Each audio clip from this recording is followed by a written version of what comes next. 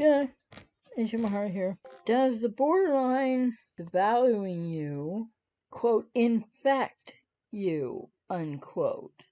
Or does it affect you? Because when somebody with BPD devalues you, whether it is a final split of devaluation that ends a relationship or that they ghost, again, they don't all ghost, they're not all the same. But whatever the case, is that infecting you so that if you're the codependent, you can never heal because you'll always remember that rejection and you'll be stuck and left with that rejection for like eternity or something? No. Is it devastating at the time? Yes. And does it happen in a largely unpredictable way for some people? Yes, it does. It happens suddenly and almost without warning. Some people with BPD can split the valuation really quickly, even in a dating cycle, if you're dating someone or in a relationship, but they're not all the same. So they're not all going to split to the final devaluation really quickly. Some not quickly at all. Some don't ghost. But here's the thing. If you've been wondering if the borderline's devaluation and or ghosting of you infected you, that doesn't even make sense. But it could have, it probably really negatively affected you and was very painful or is still very painful. But people with BPD don't infect you. People with BPD, you can't catch it. It's not contagious. And something I keep putting forward here on this channel because it's really important. Not everybody with BPD is the same. And yet to hear it come out of the mouths of a lot of people or read it elsewhere, everybody's going to say, the borderline will do this, the borderline will do that. If you're with a borderline, this is how it's going to go.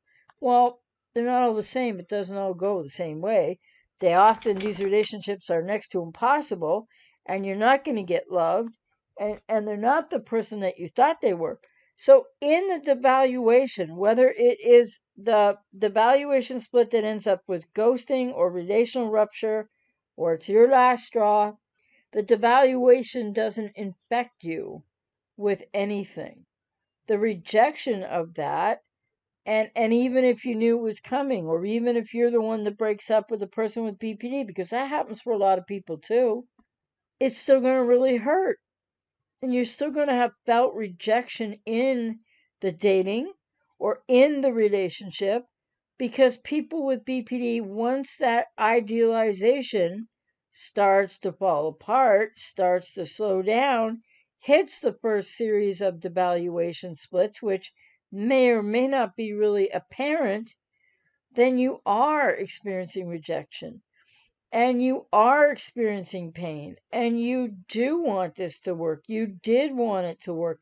You thought they were just the person of your dreams, which they do not try to make you believe, consciously try to make you believe. It doesn't work that way with people with BPD.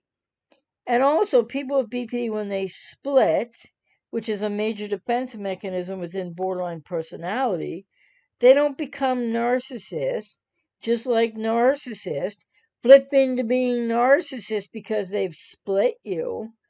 That is a defense mechanism in borderline personality all unto itself. And this idea that there's no comorbidity between BPD and NPD, well, yes, there is.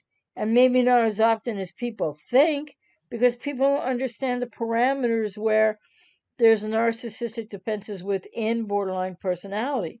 So within that one diagnosis alone, you can see different behaviors. You can try to label them every which way you want to Sunday. Oh, now they're acting this way. Now, you know, or like I've heard others say on YouTube, well, when the person with BPD splits, they've now become a narcissist, don't you know? Oy, oy, oy. No, it's not true at all. And if anyone thinks that way, why do you need to think that way? Why does anyone in the world need to think that way to begin with? Because they have borderline personality disorder. That is their diagnosis. If you even know that much, with all due respect. So They don't infect you. They are not contagious. How you lose yourself, what you take on from the way that they treat you, which is not excusable, it's their responsibility what they do, and it becomes your responsibility on two ends of this. The fact that you started dating them and the fact that you got into a relationship with them, your responsibility. They didn't make you do it. And then when the relationship ends or it's on off again and you don't know or you got ghosted, well, no, that's not your fault. You didn't do that. But now, as a codependent, it's time for you to realize it is your responsibility. And what is that responsibility about? That responsibility is about you not allowing them to treat you that way anymore. You going no contact so that you don't wait for a Hoover and engage again and go around the cycle again. Your responsibility after the relationship is ended, however it ends, is to take care of yourself and to go no contact. Not to reverse Hoover, not to let them Hoover, not to get back together with them. And especially in the world uncertainty that we're in right now, even if you know that this, when they come back with the Hoover, and maybe they try, maybe they really mean what they're saying, but they can't pull it off, they need more therapy, or they're just straight up lying to you and themselves. They come back with promises that they can't possibly keep, whether they know that or not. And you accept the promise and you take them back. And then that cycle of splitting and that relationship, the cycles of splitting will to devaluation will speed up, and that's how that will end even faster. Even when people know that, especially in the world uncertainty right now, people are thinking, well, it's better to be with the ex than not to be alone. Well, that is coming out of your codependency, and it's not in your best interest, because maybe learning how to be alone, maybe this is like one of the things you can make this uncertain time in the world meaningful. Getting to know yourself better, healing, recovering, going no contact, and more to the point, understanding that the borderline didn't infect you with anything. They're not contagious. They don't infect you with anything emotional or psychological, and they're unhealthy bonds.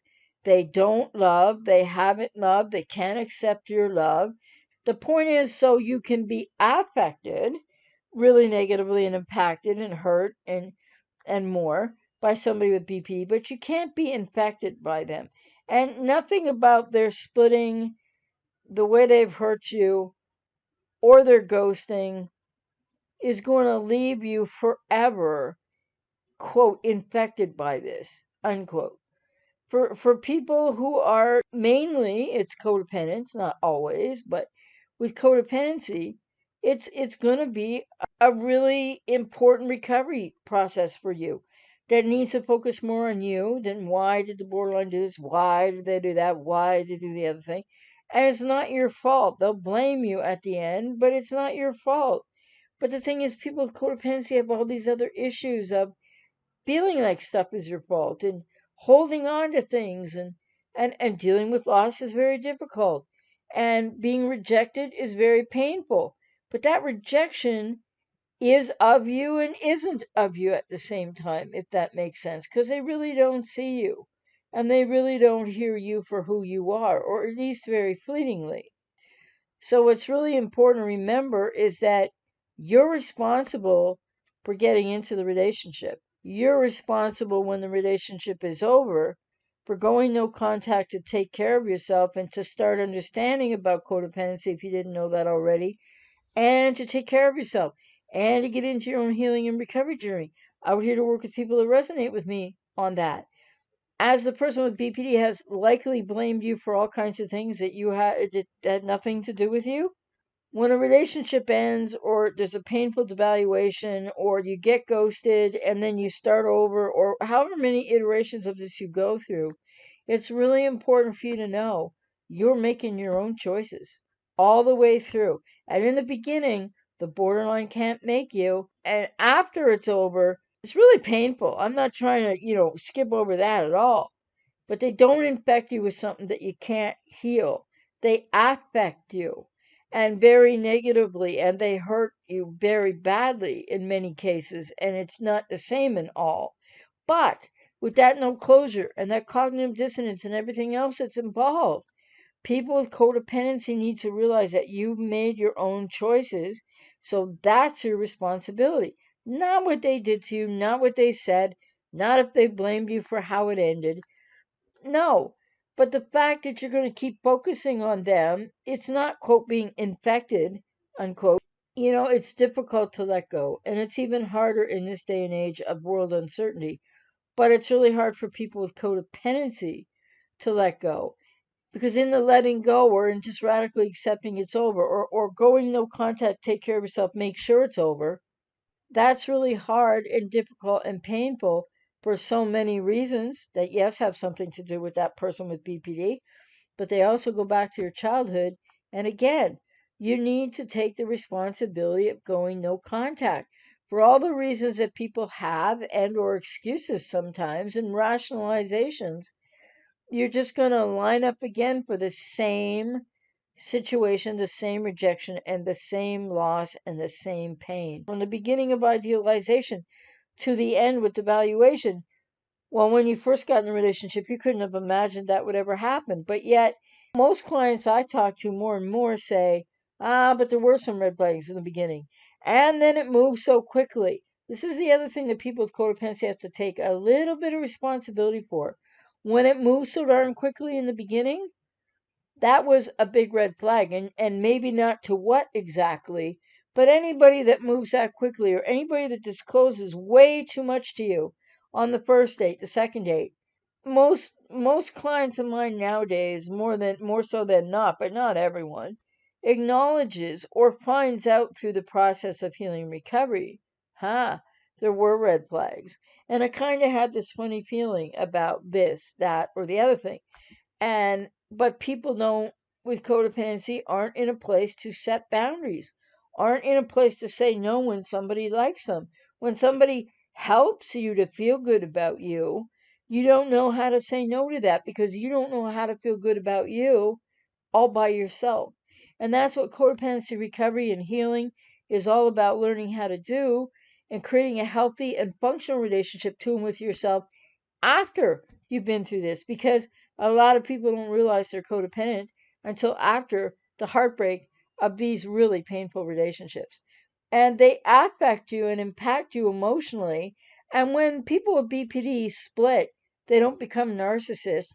There's still people with BPD that are splitting because it's the main defense mechanism within BPD.